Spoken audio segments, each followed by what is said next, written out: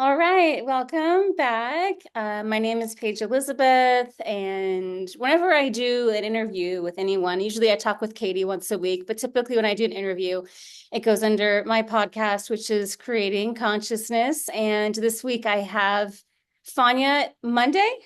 Yep, you can say Monday or Monday. Who knows what's right? Monday. What I mean, I don't want to butcher your name, but I'm really honored to actually have her now.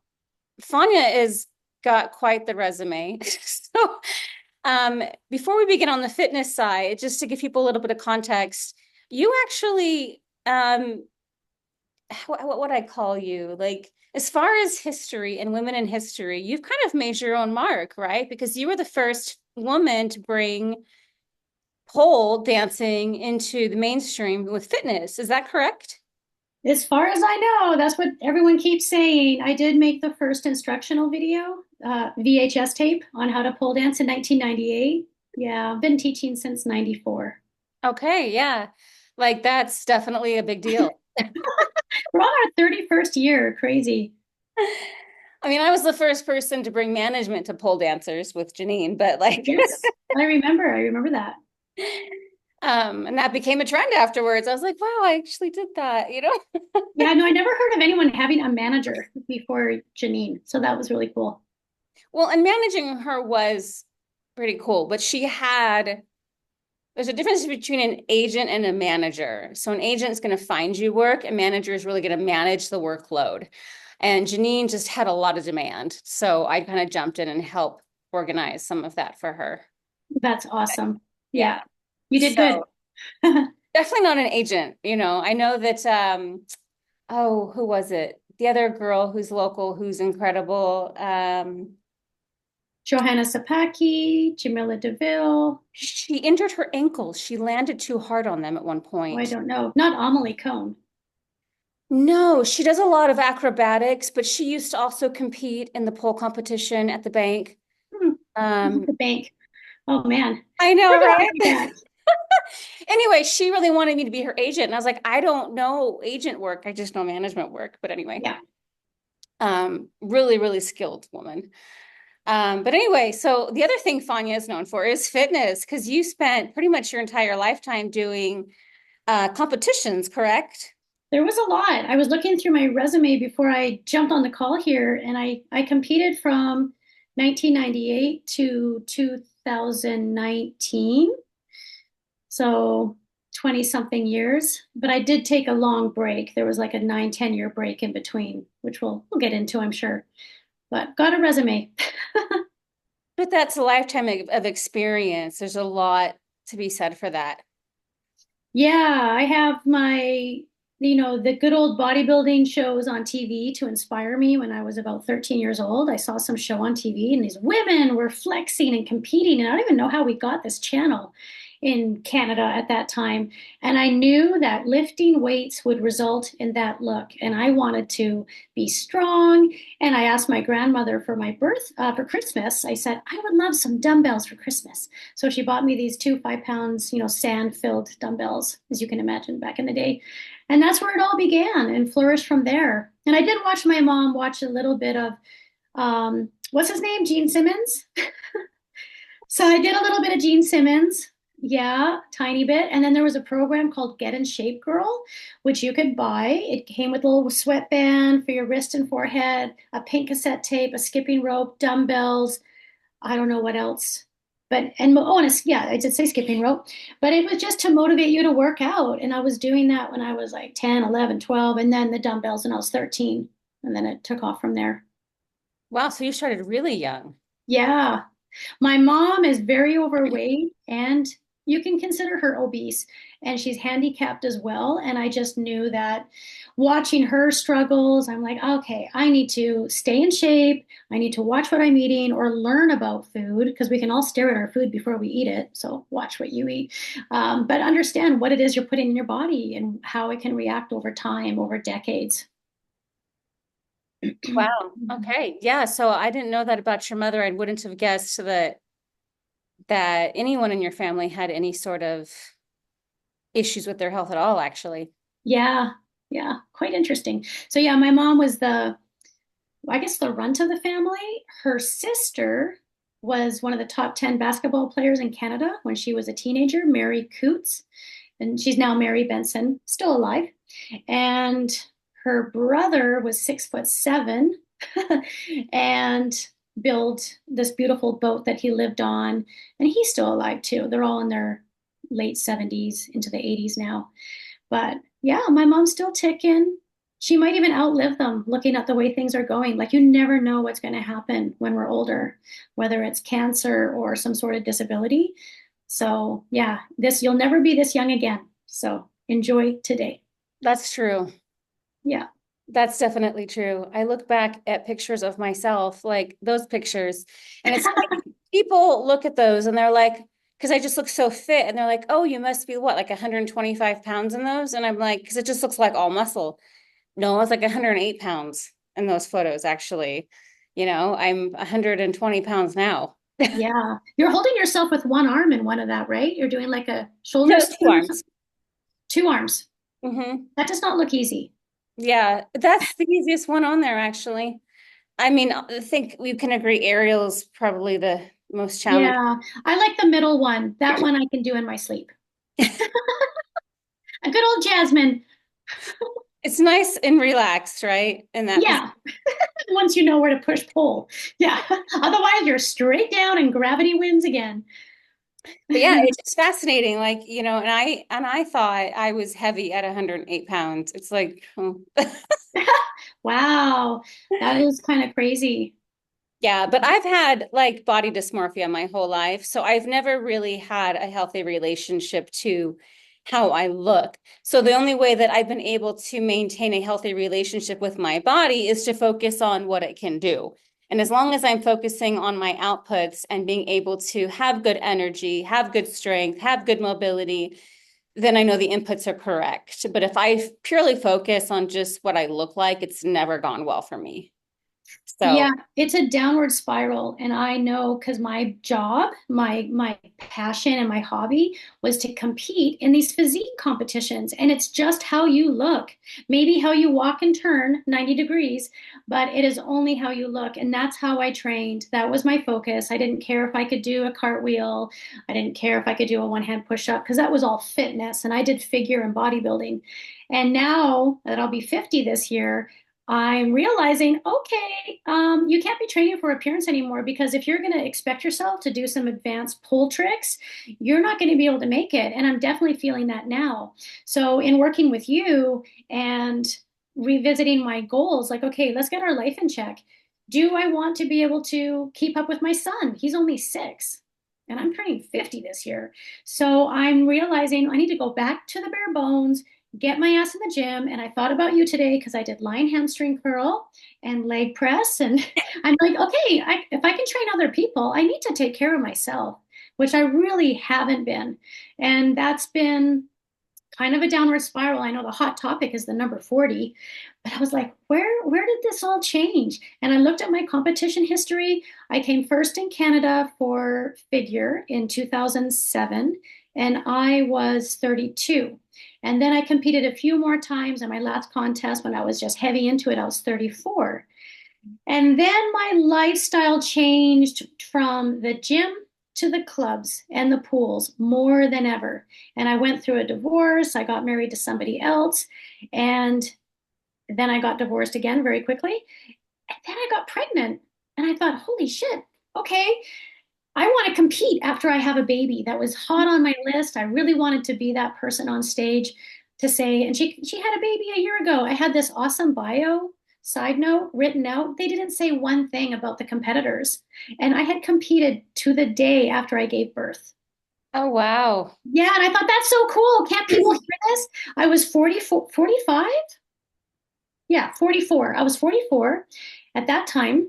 And 1 year after, I thought this is so cool for the audience to hear this. And they didn't even say a thing. I'm like, oh, but it's all good. It was a fun experience. And so, yeah, the downward spiral, when I look at my energy, I note that when I turned 40 or in that few years before, just the motivation obviously was different because I was focused on the clubs and whatever things that people do when they're in their 20s. I was doing that in my late 30s. I was just didn't have an off switch. And that definitely affected the gym. And I remember my stamina, and I look in my diary. What did I do at the gym? Because I keep every day on paper. I've had every day written down since I was 13. You're in Wow. your lot. Everyone's in there. Everyone I've ever met is in there. And I remember writing down light chest and back. It changed. No, there was no such thing as a heavy day anymore. Back when I was training, it was back, biceps, whatever it is, but it was never light. And I remember like, oh, I was only doing maybe two different exercises, 3 sets, move on.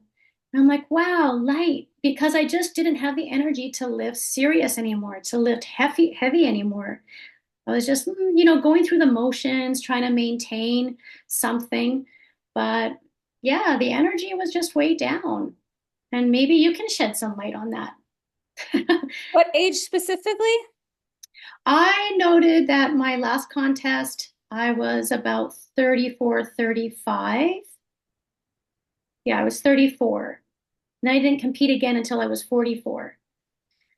But it may have also been, let's keep in mind, I'm Canadian at that time and still am, living in Vegas, and Canadians can only compete in Canada. And so every time I competed, I had to take a trip up. It wasn't very accessible. And to compete in the US, I had to get my citizenship. And back then, I didn't have the motivation to do that. I have since. But yeah, that could have been it too.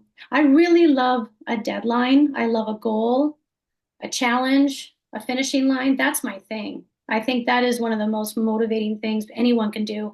And if they're not going to compete, because it's definitely not for everyone for many reasons, I would suggest doing a photo shoot, make a calendar for somebody, or yeah, there's nothing like a really hot photo shoot of yourself that you can look back in 20, 30 years.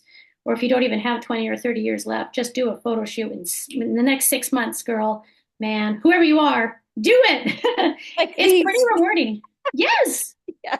exactly. You look back and you're like, damn, I'm amazing. What I put my body through and what I can achieve is just kick ass. Oh, yeah. I remember doing, because these were all done separately. I did multiple shoots with him. He's out of Los Angeles, Jasper Johal, and that's his look. I mean, he does the body is temple. So like he does dancers, yoga people, athletes, all kind of Mm. stuff. And they are nude. Um, Those and are nude? yeah, they're 100%, I'm 100% naked in those photos. Oh man, I can't see a damn thing. They're gorgeous. And so I wanted to capture the three passions that I had for a long time, obviously, yoga, aerial, and pole. And so I'm really glad. These were really pricey though. To have them printed and framed, they were about $1,000 each. Yeah, just to have, because he doesn't, you can have as many as you want digitally, but to have them printed is where he charges. And I couldn't print the DPI wouldn't be, I had to go through him to get the right Yeah, pixels and so things. worth it. So worth it.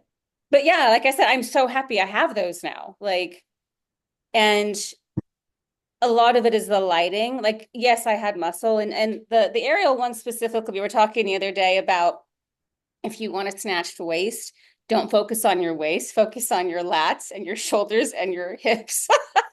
And your That's a calves. testament to that, because like as you broaden that, the waist will automatically look smaller. Yeah, so true. So true. So it's definitely nice to have that.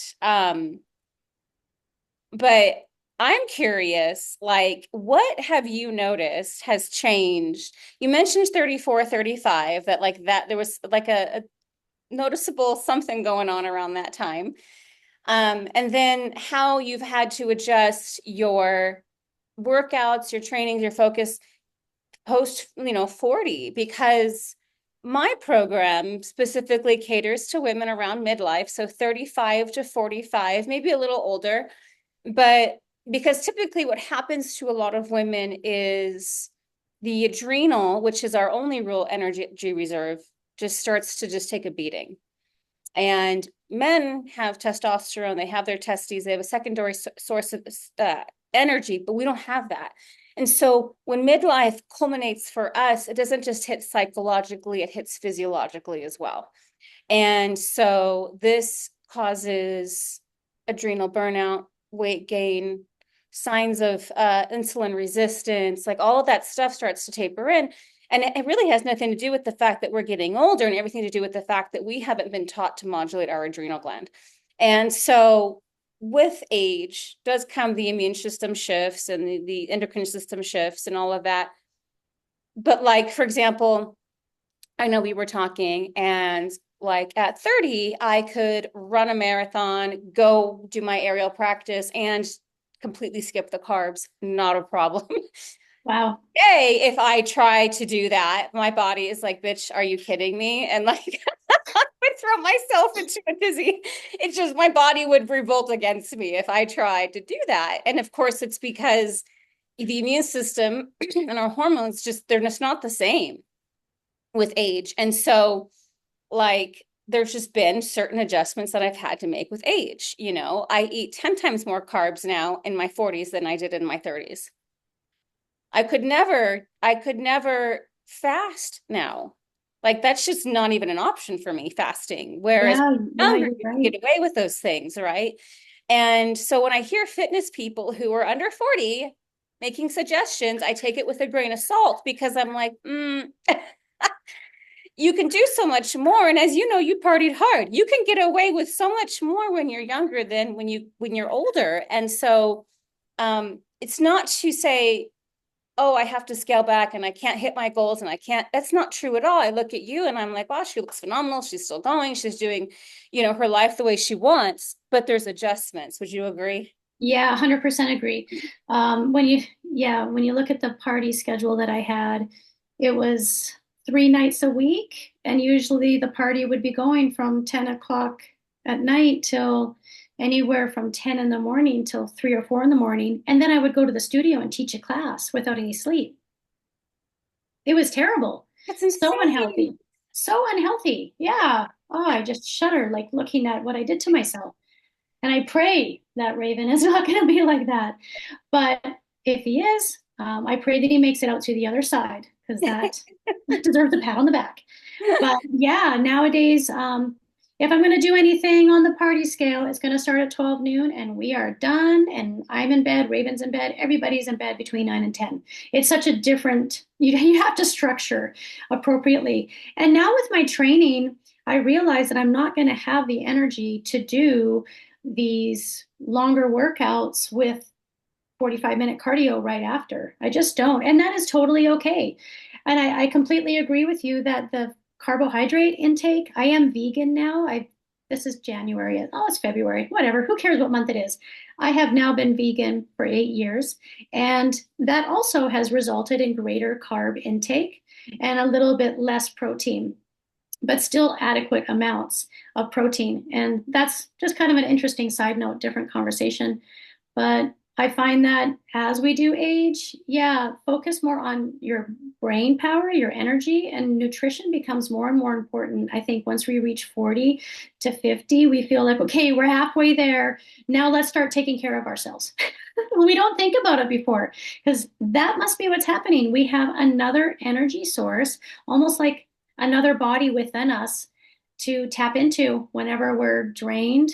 I guess the men have the testosterone. We need to wake up sooner than them, probably. Plus, men get rewarded when they get the salt and pepper hair and they get a couple sexy lines on their face. Usually they're a little sexier. But women, we don't get that reward, you know? And there's a whole book about that. I don't think I have it upstairs here with me, but it's called Face. Have you seen it? Mm-mm. Oh, this would be an interesting one. I would get your take on it because it actually deals a lot um, with facelifts and how we are treated in whether you're in Hollywood as an actress or if you're just at the office or if you're on dating, if you're in the dating scene, and how women are treated as soon as they start looking a little bit older.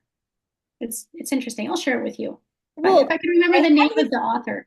I had this thought this morning because I deal with a lot of like they're called incels, so involuntary celibate men.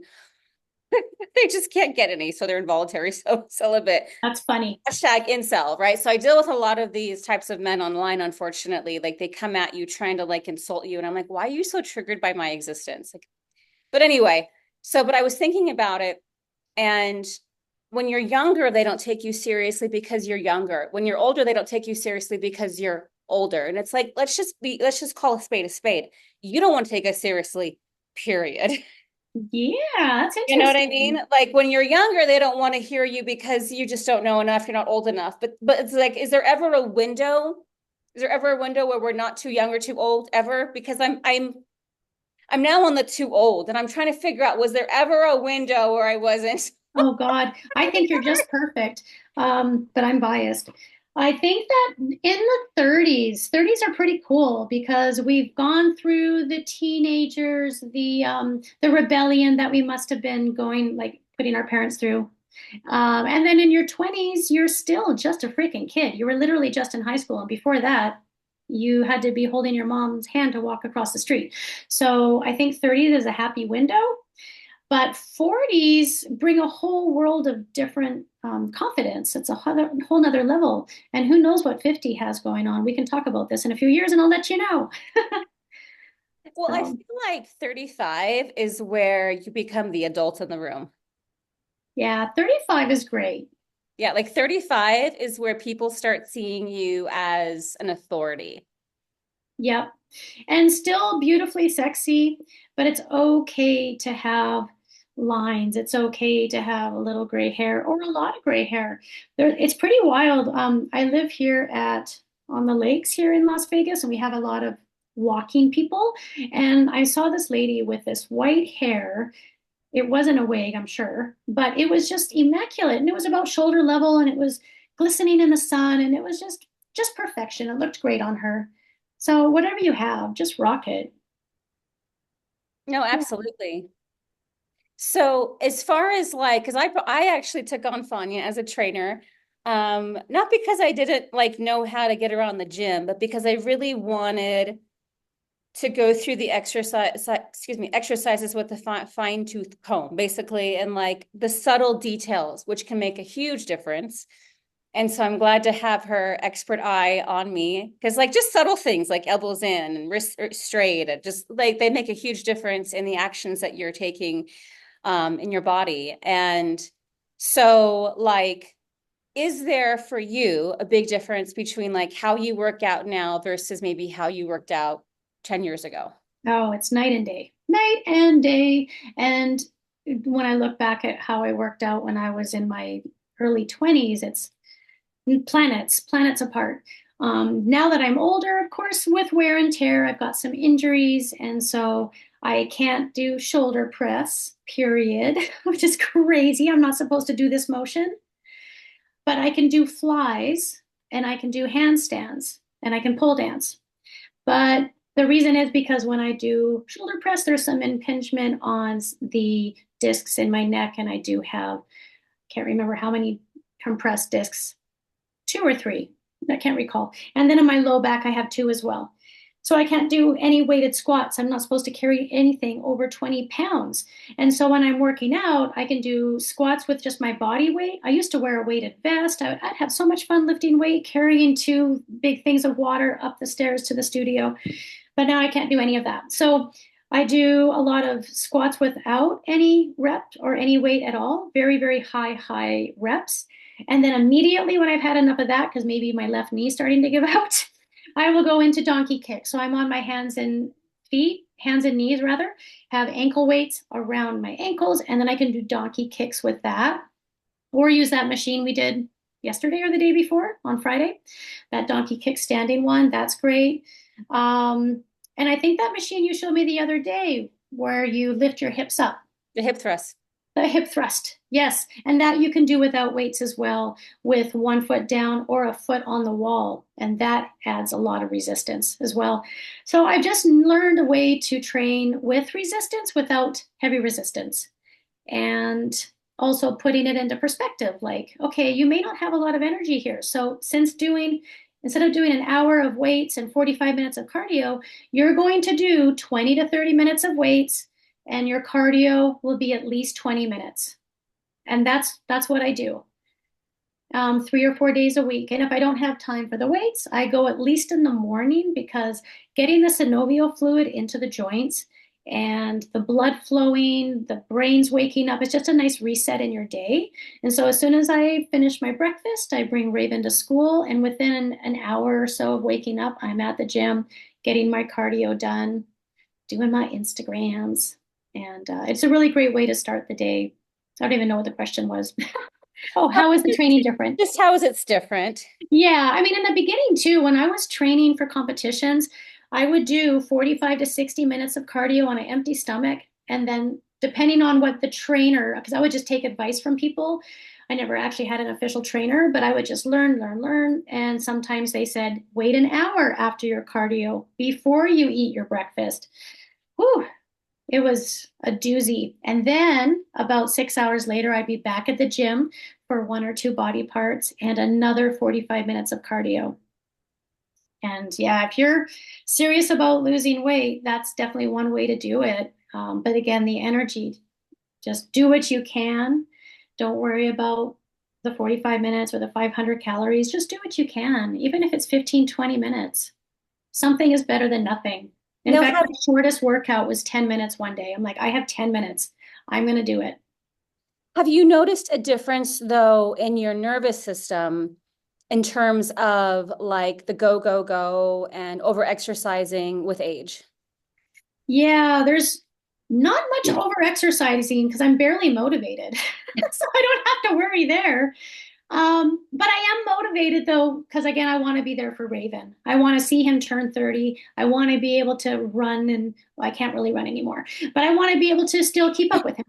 And so I have naps, not every day, but if I'm staying pretty healthy and I'm in bed by 10ish and I'm doing my regular sleep patterns, I might need one or two naps a week, like 20-minute nap, maybe. I'm an excellent napper.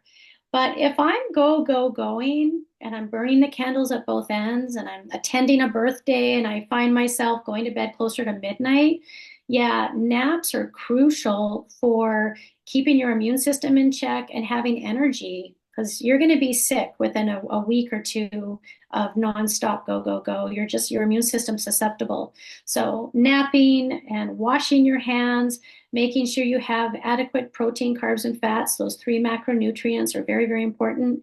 And supplementation, if that's something you want to add, whether it's L-glutamine or a good protein powder, vegan preferred, but if you're not, just make sure you're intaking protein because that's going to really help with your cells and tendons and skin, all of that, not just building muscle. And a lot of people, this is where I get kind of annoyed because a lot of people are like, you have to have 1 gram of protein per pound of body weight.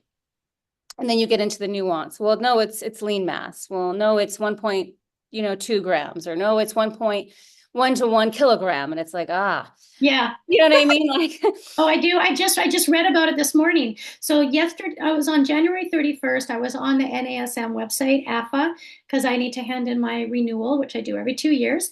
And there was this free booklet, download now, expires in 6 hours, and it was vegan, learn about veganism and protein. It's like protein for vegans. And I was like, oh my God, I need this right now.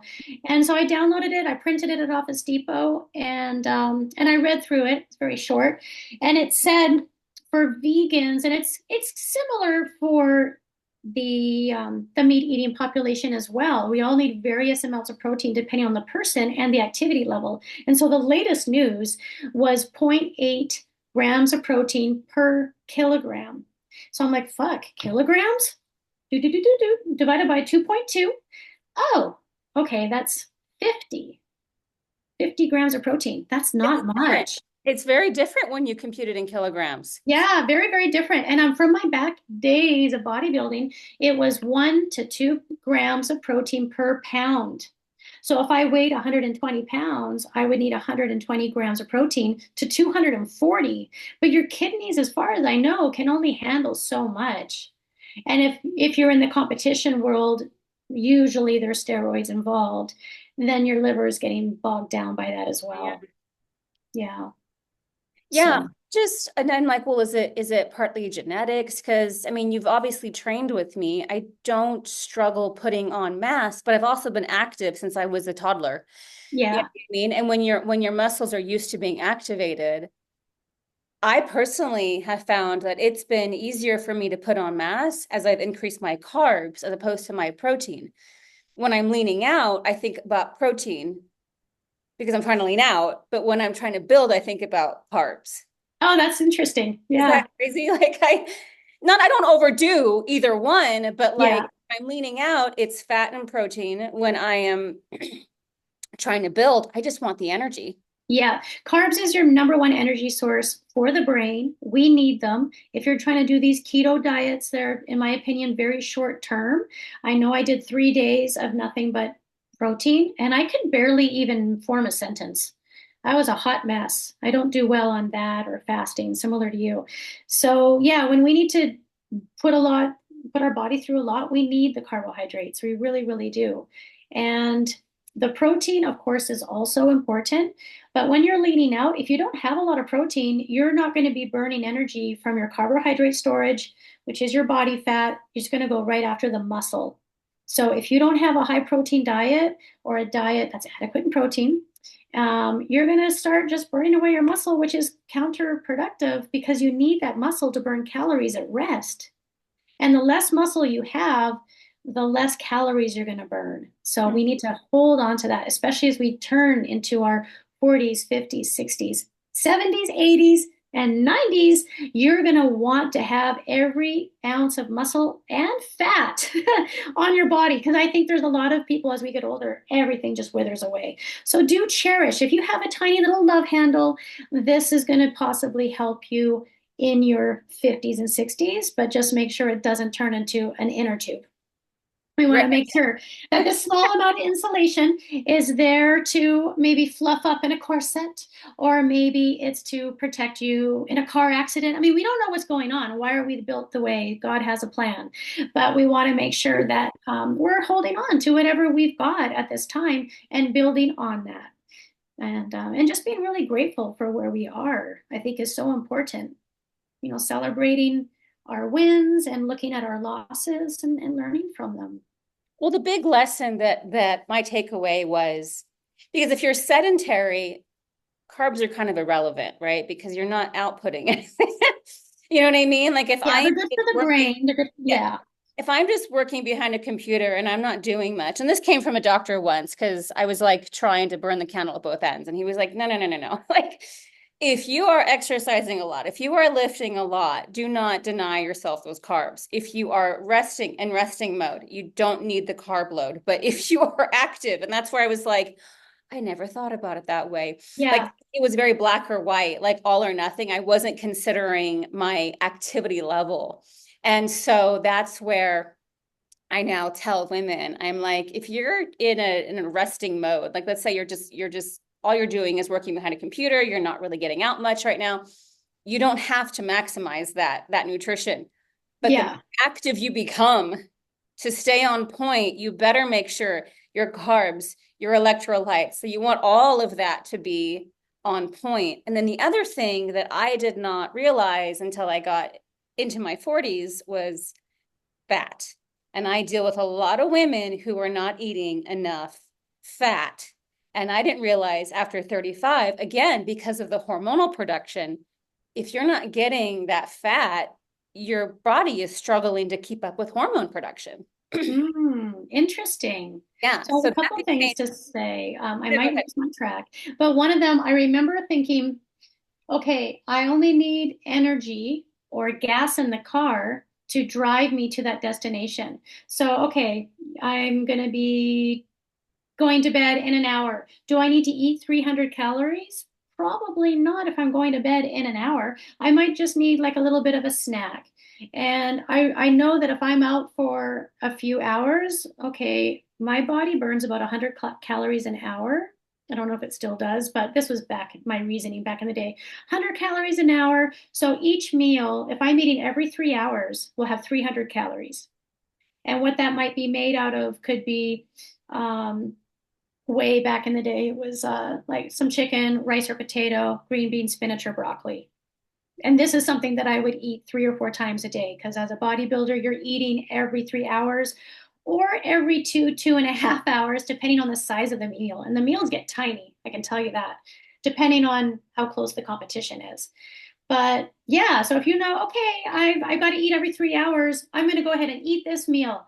And 3 hours later, you're like, I am really full still. And you look at the macronutrients and what it all equaled out to, it might have been 400, 500 calories. Oh, okay, I need to scale back.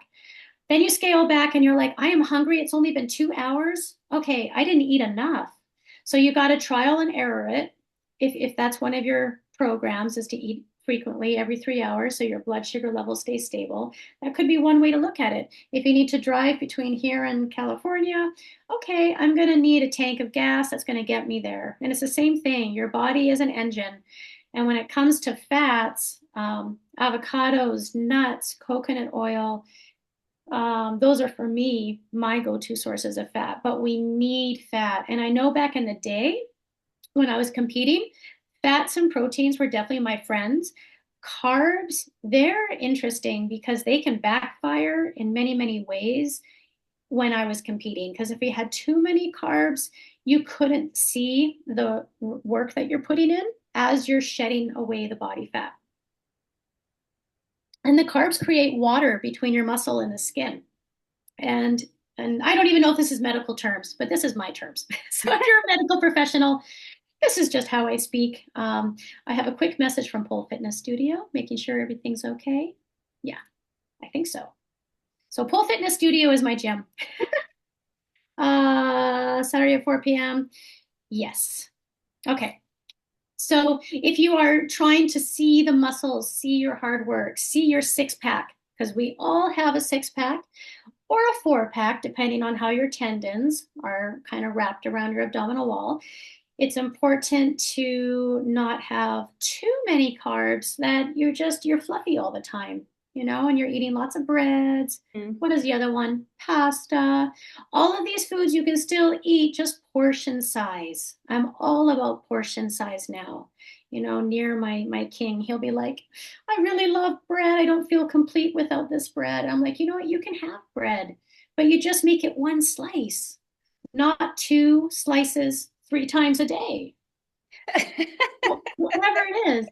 Yeah, just have a half a slice and see if that's gonna calm your little inner monster down.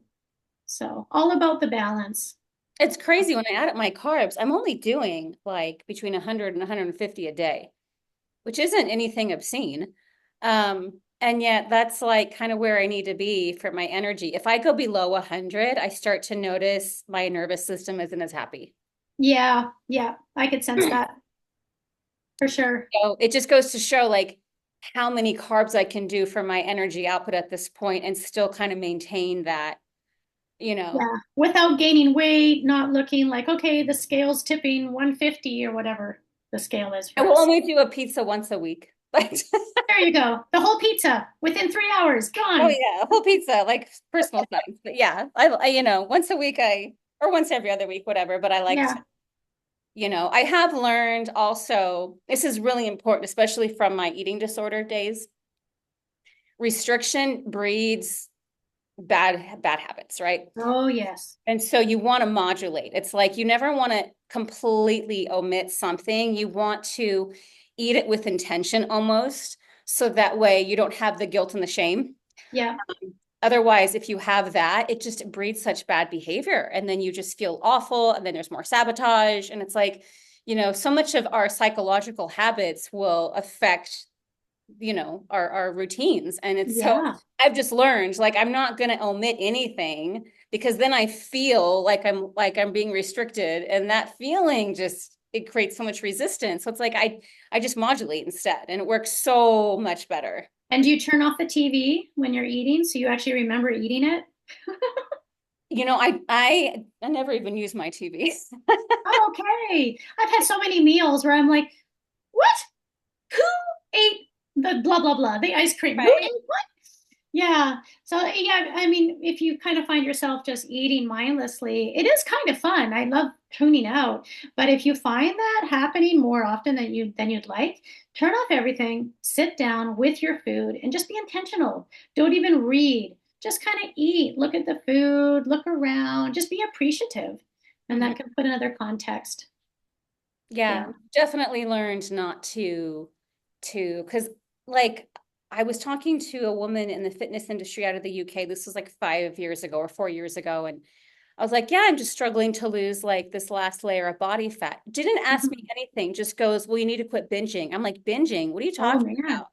Like, didn't even ask me anything about my habits, just assumed that I was a binger. And I'm like, I don't binge. And then I had to like research, like, what is this? You know what I mean? Because I was new to kind of like lifting weights and stuff. And I was just like, well, yeah, if you're going to restrict yourself, then you're going to make yourself prone to habits like that. But like, Yeah.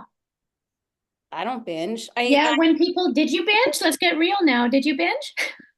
When I was a teenager and Yeah. I had an eating disorder, Yeah. but like as I've become an adult and I've learned to use nutrition to my advantage and like scale back those habits by integrating like just like I said, moderation. Like, Yeah. It takes practice. When I was learning about food, and this is to me, it's funny. We all have our aha moment.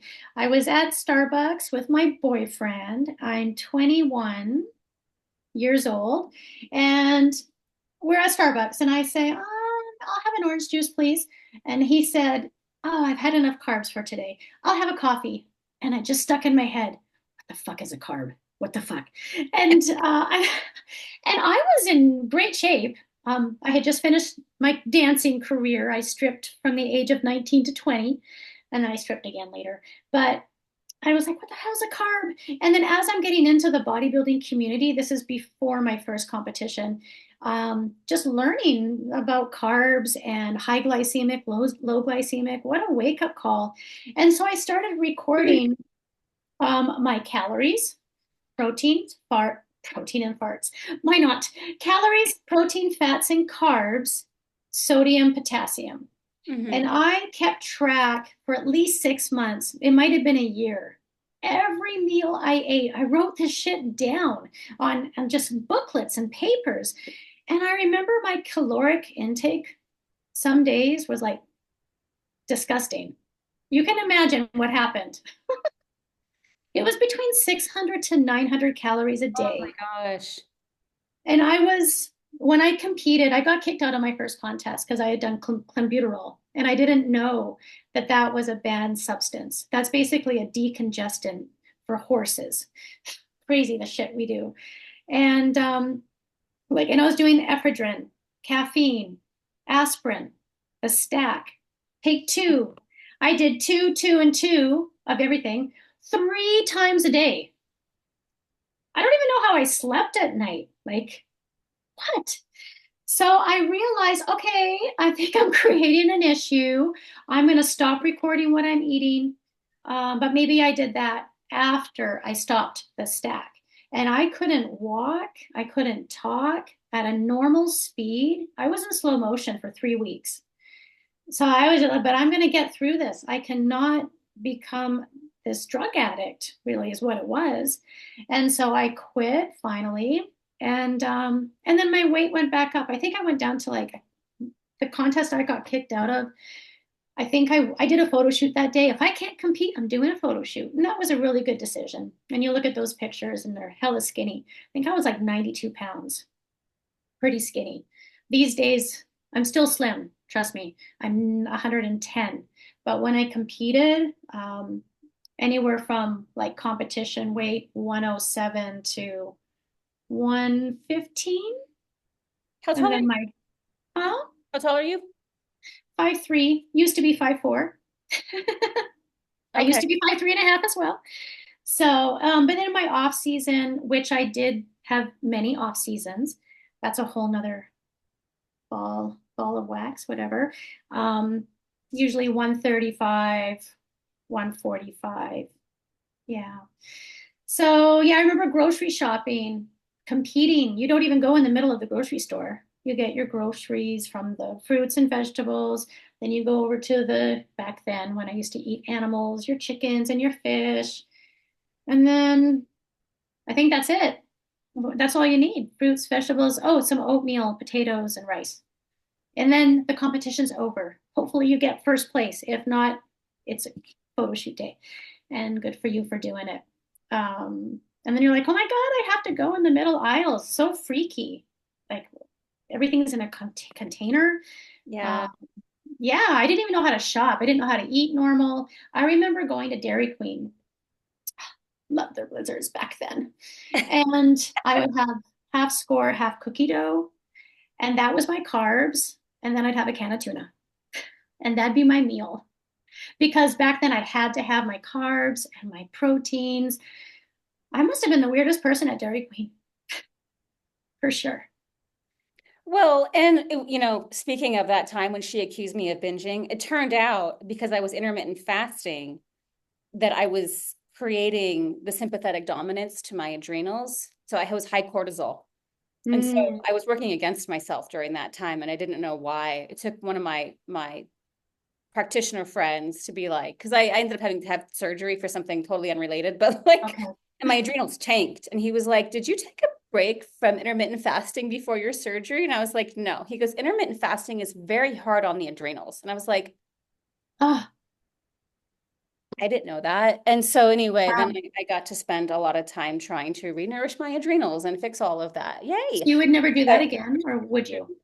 No. would never, ever, ever recommend that a woman over the age of 35 use intermittent fasting for any reason at all, unless they are like really, really heavy and are prone to high blood sugar. But I would still recommend that they cycle it and they only do it during their follicular phase, never doing the luteal phase because the luteal phase wants carbs, wants calories, wants all of that for progesterone. But if you do it during the follicular phase, you have the estrogen and testosterone to kind of balance it. Mm, But I was doing it every day for 6 months mm, and my body was wow. revolting. It just wasn't having it. So that was the issue. Yeah, wow. Slow and steady wins the race. And you And the have to thing is, send me information on these phases. You were speaking Chinese to me a moment ago. oh, the first part of your cycle, so from the day one of when your period starts until ovulation, follicular phase, that's when it's safer to intermittent fast or do a Mm, long-term fast. But from the second half of the cycle, when progesterone takes over, progesterone is naturally insulin sensitive. It absolutely hates it when you scale back carbs, when you scale back um, calories, when you I overdo see. the exercise. So I've had to learn also with my cycle that like we are going to go hard from like day 1 to say day 18. Once we move into the luteal phase, closer to the cycle, we scale back the activity. We're more generous with carbs and calories. I mean, maybe like 200 more a day, the Yeah. calories. And then because otherwise you actually end up with the opposite result, which This I could found. possibly be helpful for PMS too. Yeah. And so before 35, do what you want. Your body's going to like recover. It's not an issue. After 35, if you don't start listening, like I said, like we are more sensitive. And what really annoys me, because I've been doing a lot of research on this, Fawnia, all of these studies on intermittent fasting, all of these studies on like, oh, it's just calories in, calories out, they're all on men. They're not doing these studies on women who are like over 35. Wow. And Yeah, we need to change that. that's really annoying because it's like, well, it's not really, again, once you get into that 40 and over range, obviously we're now headed towards menopause. And so if we're not paying attention to our body's signals, then we can cause a lot more issues. And you can't take a study that was done on 20 something men and be like, this is just how it works. Wow. So That's not what they're doing. And like, I watched a video again last night. He's like, this study was done on men, like 1,500 men, blah, blah, blah, blah, blah. And I'm like, you just said it on men. I'm not interested. crazy. Why? Why? I don't get that.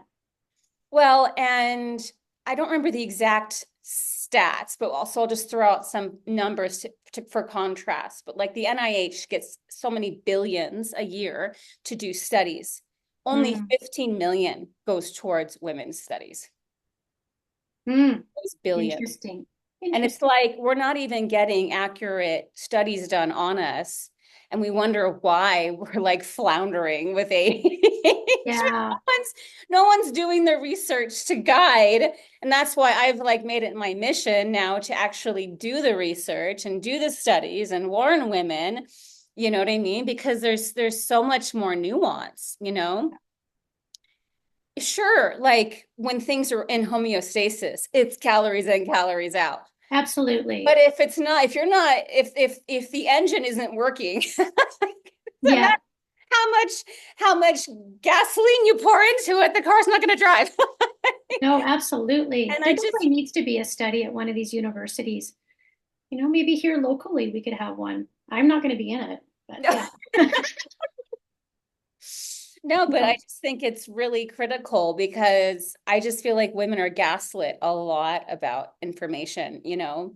And I just want to make sure that we're getting the proper information because again, there's a lot of gaslighting, there's a lot of just black and white to it. And you know, again, like things do change. Our immune system changes with age. There's so many things that are just different, and we need to respect that because it's never about, oh, you're over 40, therefore your goals have to change. No, no, no, no, no.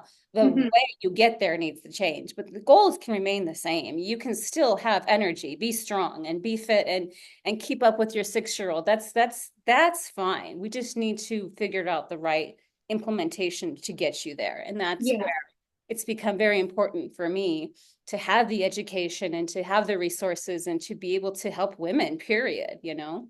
Yeah, absolutely. It's definitely attainable. We just need to go about it the right way so we don't burn out again. Well, and Yeah. again, like with the whole thing with fat, like I remember being 31 maybe when I shot Marlo Fiskin for our cover and I Mhm. just asked her, I was like, what is your diet like that you're so lean? And she goes, I eat a lot of fat. Yeah, Never carbs. forget. She goes, I eat Yeah, a that's lot of fat. exactly.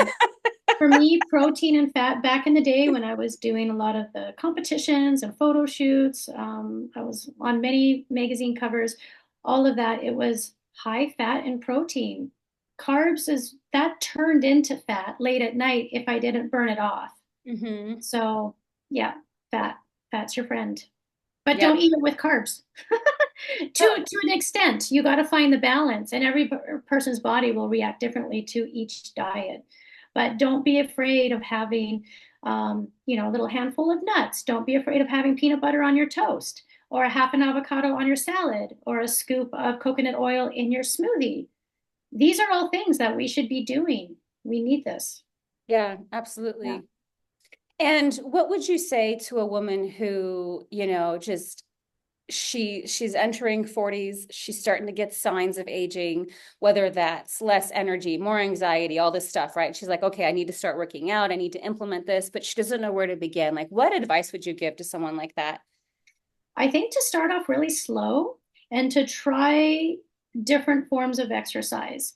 So if staying fit or getting fitter is important to her, she's noticing a little bit of weight gain, I would say get a gym membership 100%. I recommend two types of gyms. One is a typical gym that has your treadmills and just lots of cardio equipment, and then a weight room specifically for women. So here in Vegas, we have LVAC or EOS or Anytime Fitness. And everywhere you go, there used to be Gold's Gym, not anymore. That's weird, isn't it? But Yeah, right. I went to Golds when I was it's younger. weird. Yeah, it's really, really weird to say there's no Gold's Gym. But you know what I mean, ladies and gentlemen, just go to a gym that you can access for just basic cardio because sometimes the weather sucks outside, and we don't want to have like, oh, it's great weather 6 months out of the year. And then the other 6 months, I don't have a gym membership and I couldn't work out. We never want that excuse. And sometimes when we have a treadmill at home, let's be honest, it's where you hang your clothes to dry. Right. And then all your dumbbells, they're collecting dust. But I do recommend having a set of dumbbells at home, having a yoga mat, a resistance ball, like the ones we can just kind of lay on for your abs and other exercises, and a skipping rope if you're able to jump. Have a tiny little workout facility at home for emergencies if you can't get to the gym, but get yourself out because the gym is where you can let your your dishes and your phone calls, let them kind of rest aside, hopefully, when you're at the gym. And then secondly, I would join a gym similar, or it could be mine, like a pole dancing school. A pole dancing school is going to give you such a stronger sense of community and women that are just like you, believe it or not, that are looking for the same goals. And they're going to be your number one cheerleader.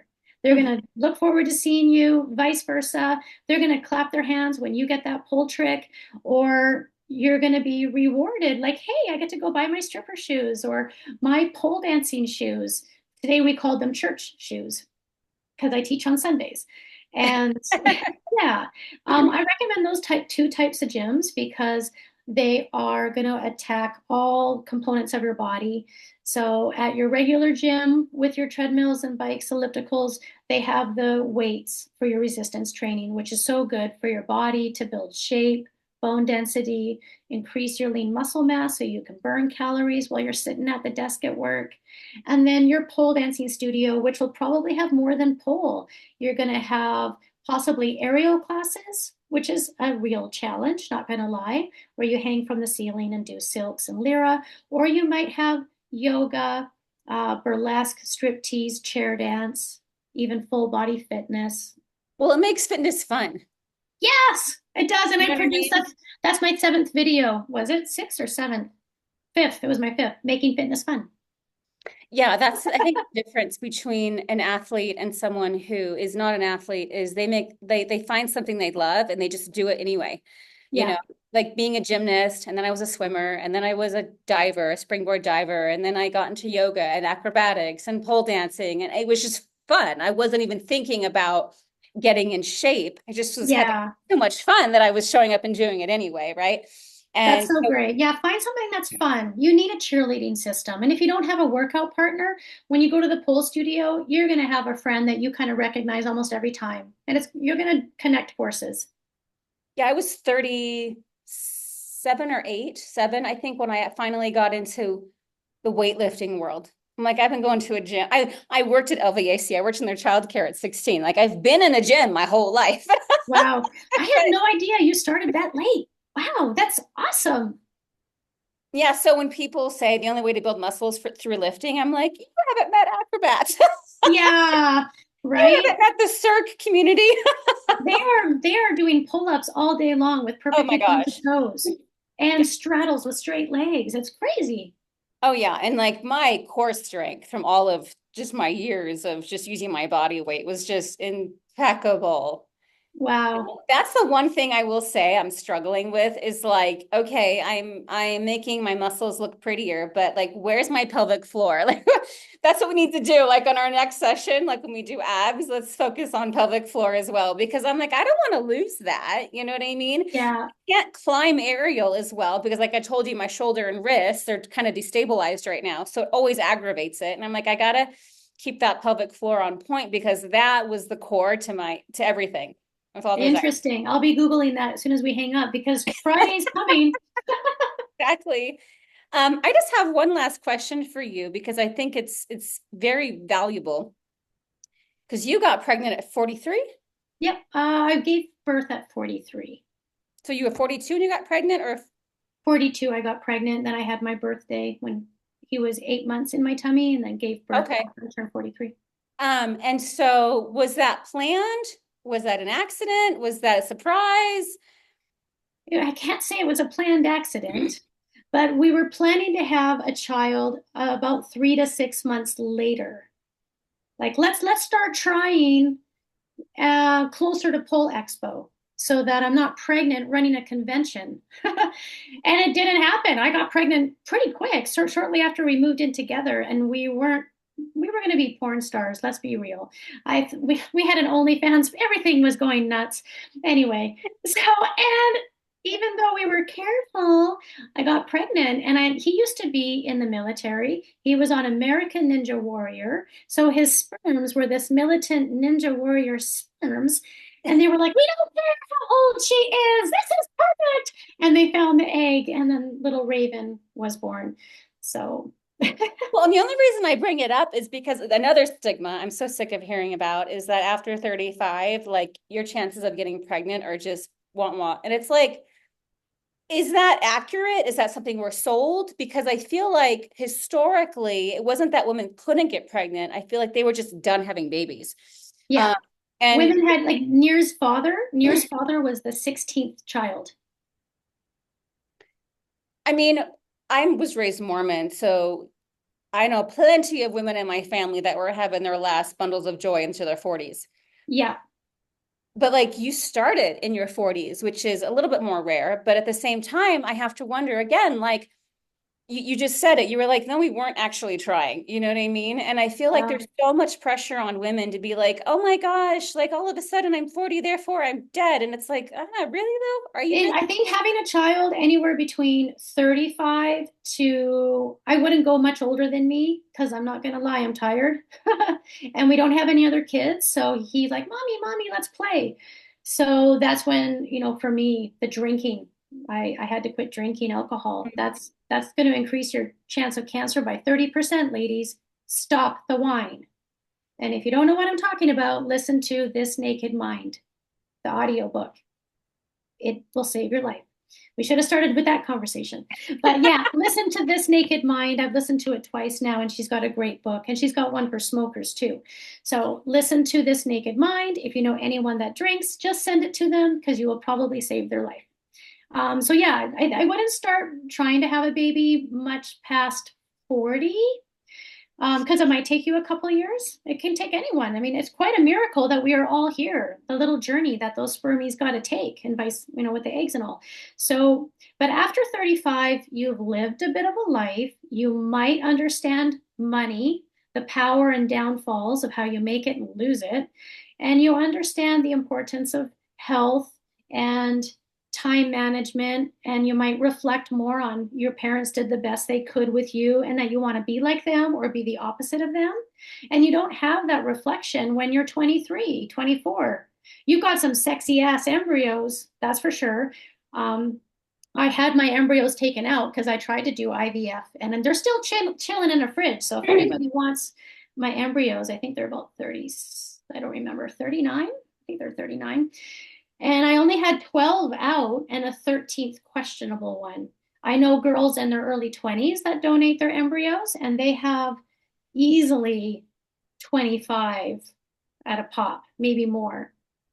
So the embryo count that you can get out through IVF is quite low as you reach up to 40. So then there might be some correlation of trying to get pregnant, could be more challenging, but it's certainly not impossible if you take care of yourself and if you're with someone who is compatible with you, which I think was the error again with the drinking and stuff.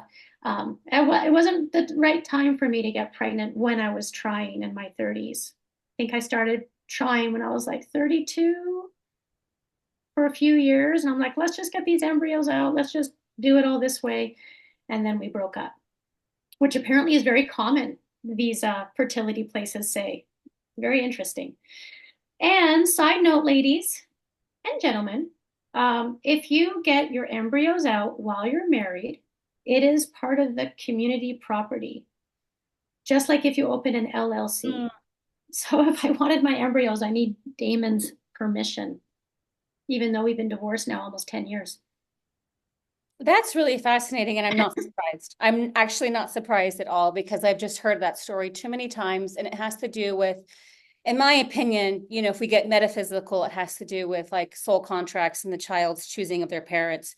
And it's like, I didn't want them to be my parents. I wanted these people to be my parents. And so mommy and daddy have to pair up with the right person in order for that child to manifest. And of course, that's more of a spiritual talk, but I love that. That's very I cool. I I have a feeling that's part of the process. And I say that because I studied a lot of metaphysical healing work when I was younger, and we would do a lot of channeling of spiritual. And I saw my nieces and nephews before they were conceived. I saw these kids. My Wow. sister, it took her 7 years to get pregnant. And she came to me one day and she goes, I wouldn't normally ask this, but will you look and see if I'm going to have kids? And I did. I Oh, looked for her and I said, you have two boys and a girl in that order. They're all blonde. And she's married to a twin. And I said, I don't know if the boys are twins. They might be. They're so close together. I can't tell if they're twins or just born back to back. She had them back to back. And when she had her third, it was so funny. When she had her third, she was like, I'm not going to check the sex. We'll wait until the kid's born. And she goes, I remember she was pregnant. She goes, do you still think it's a girl? I said, look, I'm not going back on my predictions. You know, like I was in the moment then. I'm just going to ride with it. And Yeah. so far, baby comes out with black hair. And then one day she plops the kid on the counter and she goes, you told me she's going to be blonde. And I said, look, I'm just the messenger. And then her hair fell out and grew back towhead blonde. And so I was like, just, some things take time. But like, I do very much believe that there's a spiritual or metaphysical component to a lot of that. And that's why things either work out or they don't. My other Yeah. girlfriend, she struggled for 4 years while she was in her 20s to have a baby. So it's not Yeah. like you can't struggle to have a child at any age. You can. And then it blows my mind how many women get with that partner in their 40s and they're like, wait a minute, I wasn't trying to have this happen, And Yeah, for there's sure. there's a doctor I follow, and when he gets people their inflammation under control, he goes, I have so many women in my group who, as soon as we got their inflammation down, we get them out of pre-diabetes, we clean up their system, boom, they weren't trying, they're 45 and pregnant. So Yes. many of them. So, Yeah. Yeah, for sure. A lot of what we consume is going to affect our ability to conceive. And I know when I did finally get pregnant on accident, but I wanted it eventually, and there's no way I was having an abortion. I'm like, oh no, it's 6 months ahead of schedule. I mean, hell no, let's keep this baby. I had been vegan for almost 2 years. Um, and so again, if you're not eating the animals, you're not eating the different hormones and the craziness that goes on with the slaughterhouses. You're not eating their fear. So it's just, again, that could have an effect on the body too. As stated in Skinny Bitch, Bun in the Oven, that book series, they talk a lot about that. Yeah, it's all fascinating. yeah, it's definitely, just it's really interesting. And like I said, it's really important to bring up the fact that, yeah, you also had a child over 40. And again, I'm just so tired of hearing that like you're dead after 40. It's like, Yeah. No, life again is it's just another phase. I think when you're in your 30s and your 40s, this is the best 20 years of your life when you're so capable and pretty injury free. 30s and 40s are pretty awesome. definitely. Yeah. Thank you so much, Fawnia, for joining me today. Thank you, Paige. It was Pleasure fun. as always. And Yay. Can't yeah, wait to work your pelvic floor. maybe one day, once I get my shoulder completely stabilized, I can go back to climbing because I do love it. It's such a great way to work that core. But in the meantime, it's causing too many issues. You know what I mean? It's Now let's destabilizing. define climbing. Do you mean climbing poles or climbing walls? Silks. Okay, good. I'm glad we talked about this. Yeah. I was getting excited for a second, but we do have silks at the studio. Oh, awesome. Yeah. Perfect. Yeah, and you probably have, no offense to Dima, you probably had better prices. You will not believe our pricing. We are the least expensive pole dancing studio in the United States. So we have 105 classes a week, and our membership is $89 for the month. Oh, And that's that also great. includes free room rentals up to 2 hours every day in one of our 5 rooms. And we may be opening up, you've heard it here, folks, another studio in 2025. Well, congratulations. Thank you. I haven't told anybody but you and your listeners. Awesome. Yeah. Yeah, definitely. I will have to definitely talk some more because I always need to collaborate with space. So Oh, yes. Absolutely. perfect. Thank you, Paige. It's been fun. Yeah, thank you.